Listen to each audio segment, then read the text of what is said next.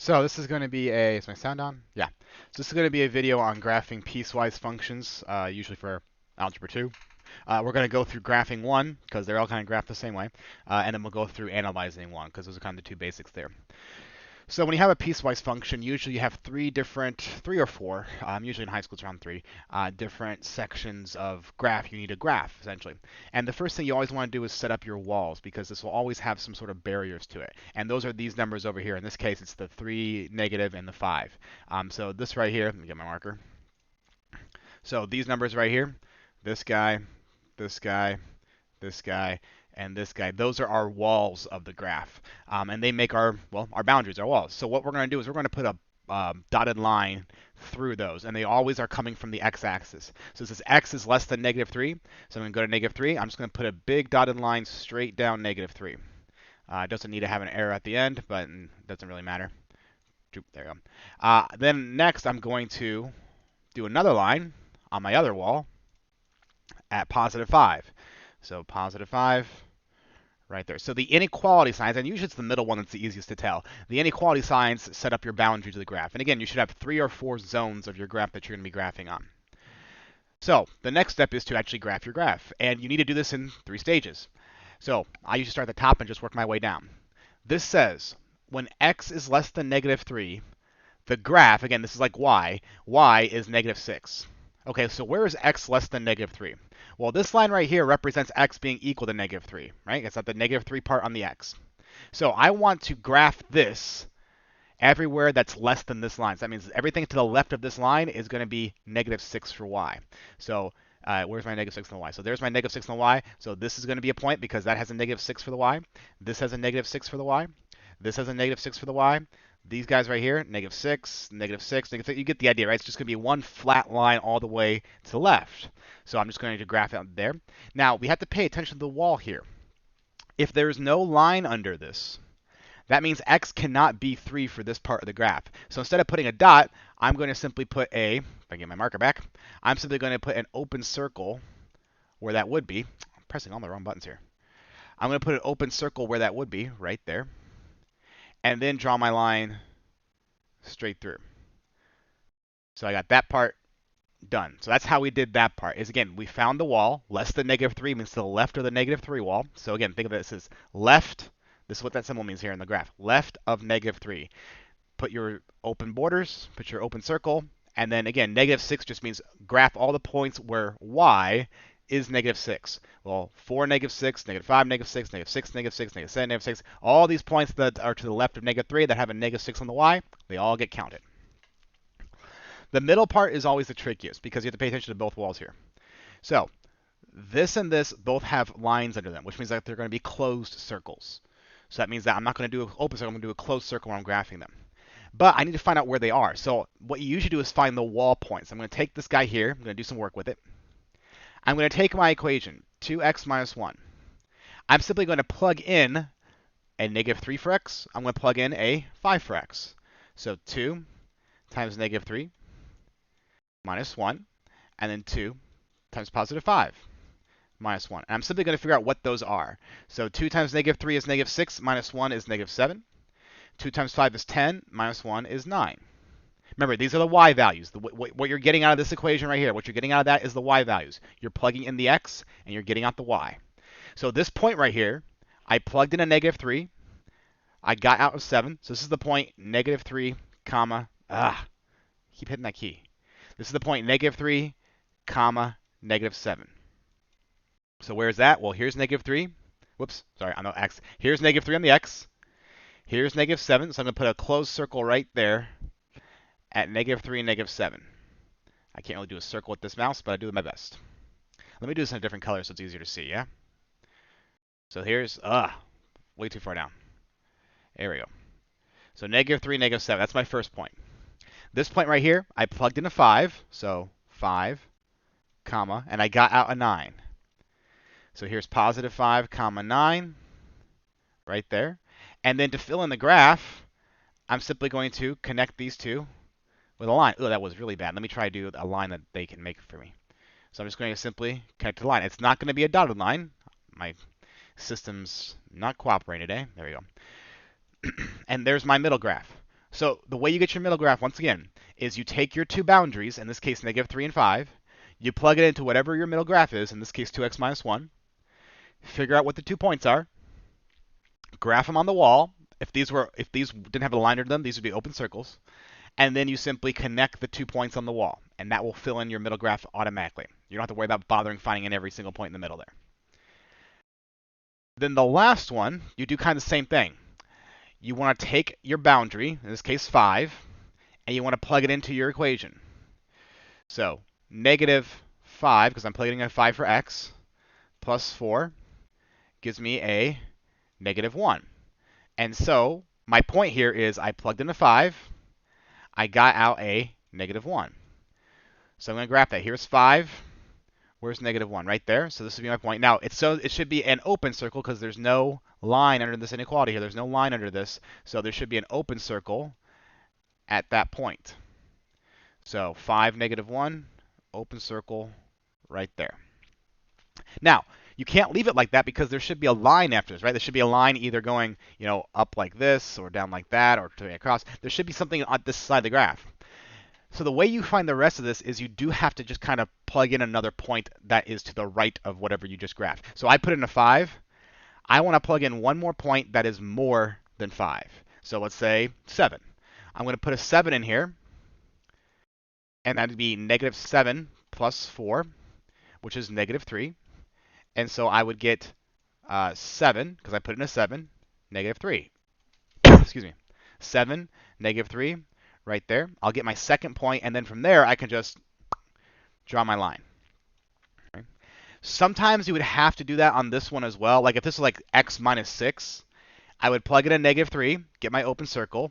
Then I would plug in one number to the left of -3, because again, I want to make the graph on the left side of this wall. So if I need more points, I'm going to keep plugging in points that are to the left of this wall to fill in whatever graph I'm missing. Usually, though, it's the last one that you need to plug in a point for, because usually there's one part of the graph that's just a number, there's the middle part, which is usually an equation, and then there's the last part, which is usually another small little equation there that you have to plug in a point for. That's usually how it goes. Not always, but this is kind of the basics, right? This is just a quick basics video. So that's how we graph them. The way we analyze them, which would be like here, they give it to you already and say, okay, what is this graph? Remember, if you have 3 zones, that means you're going to have 3 equations. So you're going to have something like f of x, whatever you want to call your function, is equal to, and you're going to have 3 zones here. The first thing to do is to identify what your walls are. So in this case, my walls are 3 positive and 4, 5, 6, 7. Those are my walls. So I have a graph that's to the left of 3, between 3 and 7, and to the right of 7. Now, let's look at the boundaries here, right? On this graph, there's an open circle. And this open circle has a line that points to the left of the wall. Remember, left is negative, is less than. Right is positive or more or greater than, right? That's how the directions go. So, since this has an open circle on the wall, and it points to the left, that's how this line continues, it goes to the left. That means my first boundary is going to be x less than 3. And the reason I know it's less than and not less than or equal to is because, again, the circle that points to the left is an open circle. If that was a closed circle, I'd put a little line under this. Right? Now, next step is to find your middle graph. Your middle graph is the line that connects the 2 middle walls, essentially.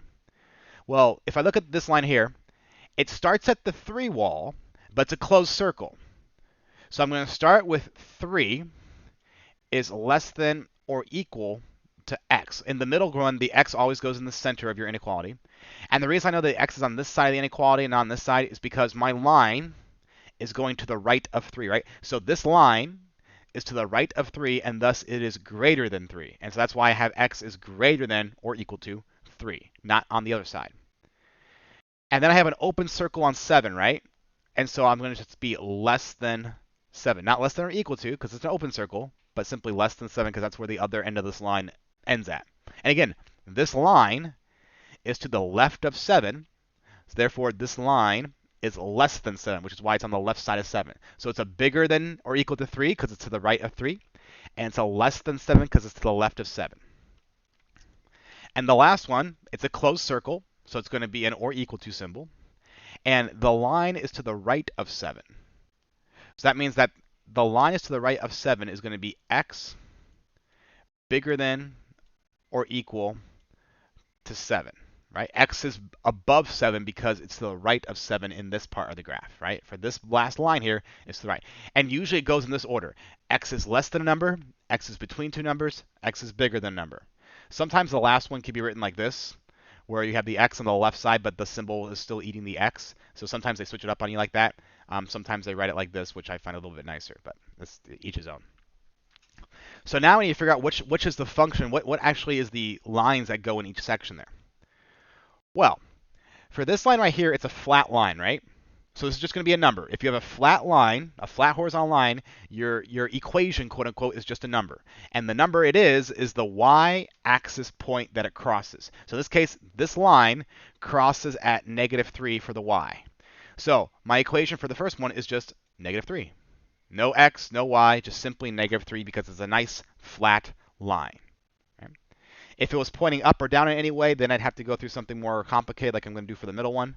But if it's just a flat line, it's just simply -3, or if it was down here, it'd be -6, or if it was up here, it'd be +5. But whatever y point the line crosses through, that's the value there. Now again, it doesn't have to necessarily cross the y-axis like right here. This line doesn't cross the y-axis, but I do know that it's on the same level as -6 on the y-axis. So as long as it's on the same level, that's the number that goes in the first part of your equation.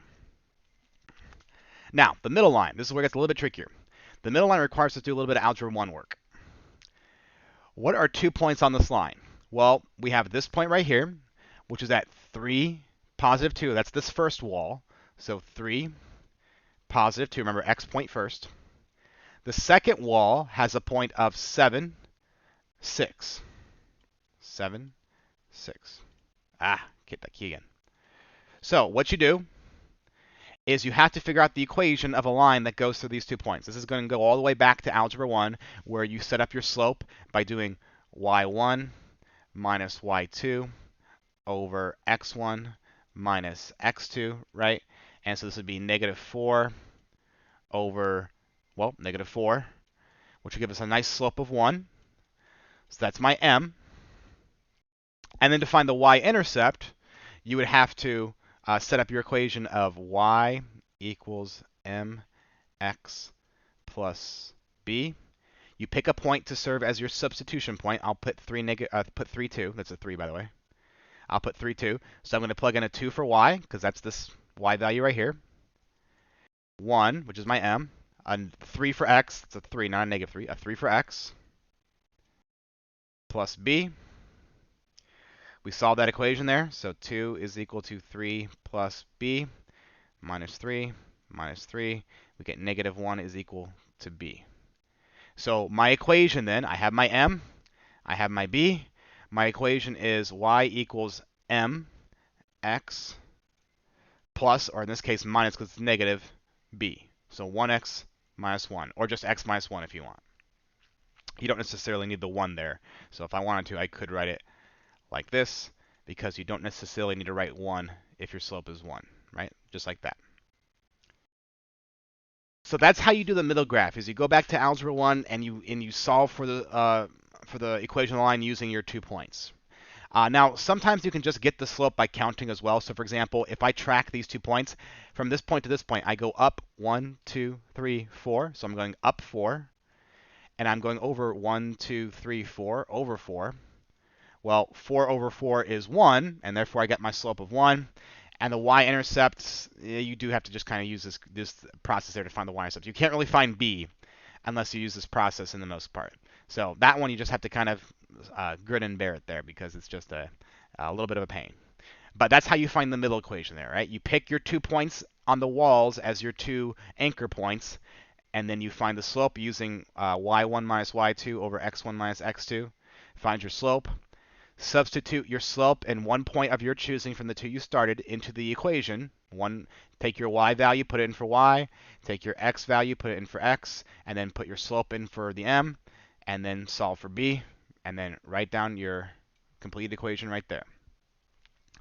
For the right side, you do the exact same thing. So my right side point is right here. That's going to be 7, -5. That's what this point is right here. So 7, -5. I have to find one other point on this graph in order to actually do what I just did over here. So I'm going to look at my line here and figure out what's an easy point I can see, which is right here, right where that arrowhead is. That's a point on the line. So that's going to be 9, -9. I keep getting that key. There you go. So 9, -9. 9, -9. Right? That's this point right here because it's on the line. I could have chosen this point right here, but you see, I don't really know what that point is. That's like 8.5 or 8 7/10. I'm not quite sure. So I want to make sure I pick a point I'm for sure know the coordinates of, which is this point down here. And then I run the same drill. I take my two y numbers and subtract them. So y1 minus y2. Remember, it's a negative. Whoops, that's on a p. y1, -5, minus y2, which is -9, so minus negative, over x1 minus x2. Getting a little bit big here. -5 minus -9 is -5 plus 9, which is going to give me +4. 7 minus 9 is going to give me a -2. 4 over -2 is going to give me another -2. That's my m. Now I need to find my y-intercept, so I'm going to pick a point to plug in. I'm going to pick this point right here as my anchor point. So I'm going to go y equals mx plus b. So my y point is -9. -2 times 9 plus b. -9 is equal to -2 times 9 is -18 plus b. Add 18 to both sides, we get +9 is equal to b. And so I have +9 as my b, -2 is my m. So my equation is just mx plus, or in this case, plus b. And there is my piecewise function, right? I have the left side, which is to the left of the first wall.